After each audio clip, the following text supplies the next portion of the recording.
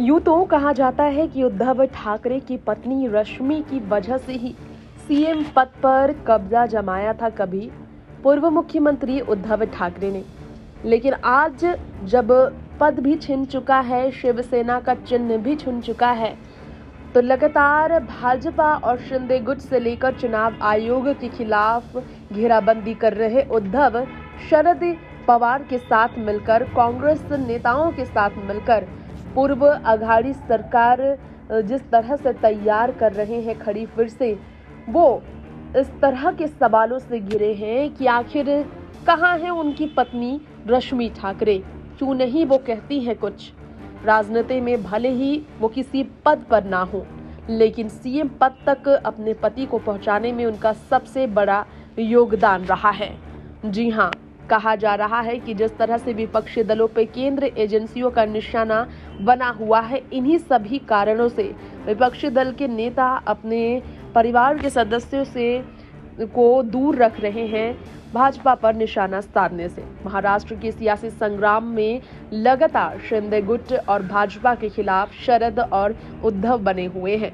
हाल ही में शरद ने फिर धमकी भरे अंदाज में कहा कि हमारे रिक्वेस्ट को हल्के में ना ले, हमने ओपन लेटर में दस्तखत किया, सबसे पहले दस्तखत मेरी ही थी। पीएम मोदी को ये लेटर लिखा गया था। सिसोदिया के खिलाफ हो रहे कार्रवाई को लेकर विपक्षी दलों के बीच शरद ने कहा था, लेकिन इस पर कोई रिएक्शन न आने पर वो मोदी पर भड़के, धमकी भरे लहजे में वार्निंग भी दी। इस बीच उद्धव ने भी रामदास कदम को घेरा, चुनाव आयोग को घेरा, शिंदे गुट को घेरा। तो वहीं आपको बता दें कि रश्मि कहीं दूर दूर तक नहीं दिखती है। सियासी उठापटक में रश्मि का नाम शामिल होता रहा है। मोर्चा संभालते हुए बागी विधायकों की पत्नियों से संपर्क भी करती रही है रश्मि, ये कहा जा रहा है। तो आपको बता दें, अपने पति को मनाने के लिए कहा था रश्मि ठाकरे ने, जब बागी विधायकों ने शिंदे के साथ संपर्क किए थे, और ये सिलसिला बरकरार है। कहा जाता है कि विधायकों की पत्नी से रश्मि ठाकरे ने बात की।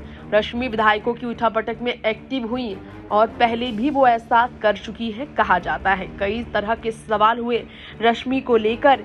तो आपको बता दें, कंपनी में काम करने वाली रश्मि ठाकरे परिवार के संपर्क में आने के बाद राजनीति में अहम भूमिका बगैर किसी पद के निभाती रही हैं।